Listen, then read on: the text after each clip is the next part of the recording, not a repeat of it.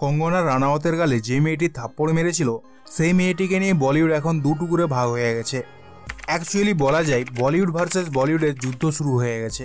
কেউ বলছেন কুলবিন্দর কর যেটা করেছেন সেটার জন্য পাঞ্জাবের অন্য মহিলাদেরকে অনেক কষ্ট সহ্য করতে হতে পারে, কারণ কোথাও চাকরি দেওয়ার আগে লোকেরা এই বিষয়টিকে হাজারবার ভাববে। আর অন্যদিকে বলছেন কঙ্গনার সাথে যেটি হয়েছে সেটি ঠিক হয়েছে, এটা অনেকেই করতে চেয়েছিল আর এটা কোনো ভুল হয়নি। আর যদি কুলবিন্দর করের কোনো খারাপ কিছু হয় তাহলে আমরা তার পাশে থাকব এবং আমরা তাকে চাকরিও দেব। বন্ধুরা, বর্তমানে কঙ্গনা রানাওত একজন এক্স বলিউড অভিনেত্রী ও বিজেপি পার্টির লোকসভা সাংসদ হয়েছেন। তিনি ভোটে জয়ী হওয়ার পর দিল্লি যাচ্ছিলেন চণ্ডীগড় এয়ারপোর্ট হয়ে। সেখানে ওনাকে গালাগালি করা হয়, এছাড়াও তাকে চড়ও মারা হয়। আর এই সব কিছুর কারণ হলো তিনি পাঞ্জাবিদের খালিস্তানি বলার জন্য। আর এই জন্যই বলিউড এখন দুই ভাগে ভাগ হয়ে গেছেন। বলিউডের খুবই জনপ্রিয় গায়ক ও মিউজিক কম্পোজার বিশাল দাদনানি কুলবিন্দর করকে সাপোর্ট করেছেন এবং মিক্কা সিং এই বিষয়ে কঙ্গনা রানাওতকে সাপোর্ট করেছেন। মিক্কা সিং বলেছেন মহিলা কনস্টেবল যিনি ছিলেন তিনাকে মানুষের সুরক্ষার জন্যই সরকার থেকে রাখা হয়েছিল। তিনি ইউনিফর্ম পরে যে কাজটি করেছেন সেটি একেবারেই ভুল করেছেন।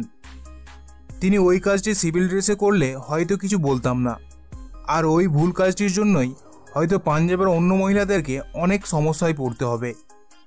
অপরদিকে বিশাল দাদনানি বলেছেন ওই মহিলার যদি চাকরি চলে যায় তাহলে আমি তিনাকে চাকরি দেব, এবং আরও কনফার্ম করেছেন ওই মহিলাকে কোনোভাবেই বেরোজগারি থাকতে দিবেন না তিনি আরও বলেছেন ওই মহিলা যা কিছু করেছেন রাগের উপর, কারণ কঙ্গনা রানাওত যা কিছু বলেছেন তিনি কোনোভাবেই সহ্য করতে পারেননি। বন্ধুরা, আপনাদেরকে মনে করিয়ে দিই, কঙ্গনা রানাওত হিমাচল প্রদেশের মান্ডি থেকে বিজেপির হয়ে ভোটে দাঁড়িয়েছিলেন এবং সেখান থেকেই তিনি জয়লাভ করে দিল্লিতে এনডিএর মিটিংয়ের জন্য দিল্লি যাচ্ছিলেন চণ্ডীগড় এয়ারপোর্ট হয়ে। আর চণ্ডীগড় এয়ারপোর্টেই এই ঘটনাটি ঘটে।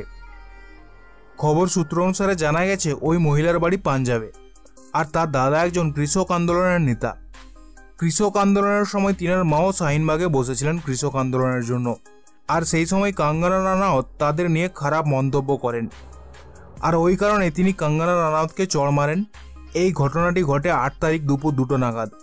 বর্তমানে কুলবিন্দর করকে সিআইএফ থেকে সাসপেন্ড করা হয়েছে, ওনার ওপর এফআইআরও লেখা হয়েছে এবং সমস্ত আইনি কার্যকলাপ শুরু হয়েছে।